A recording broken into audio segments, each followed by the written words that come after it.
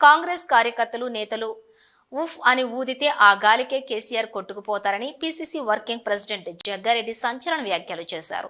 మాజీ CM BRS అధినేత KCR seasonal ప్రతిపక్ష నేతగా మారారని విమర్శించారు. శుక్రవారం ఎర్రపల్లిలోని తన ఫామ్ హౌస్ లో కేసీఆర్ మాట్లాడుతూ కాంగ్రెస్ ప్రభుత్వంపై విమర్శలు గుప్పించిన విషయం తెలిసిందే.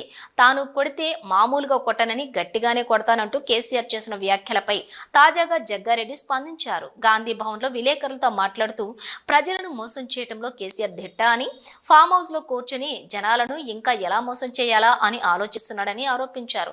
ఆయనను మోసగాళ్లకు మోసగాడని పిలవచ్చన్నారు. ఆయన బక్వాస్ మాటలని కొట్టిపారేశారు.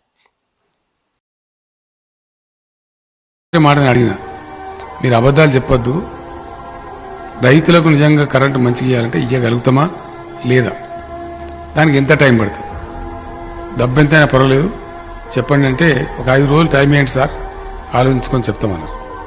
పోయి వచ్చిన 5 రోజుల తర్వాత అందరు ఆఫీసర్లు కూర్చొని మాట్లాడుకుని వచ్చి నాకు చెప్పినారు, మీరు సంకల్పం తీసుకుంటే ఇవ్వగలుగుతాం సార్ డెఫినెట్గా అని చెప్పారు.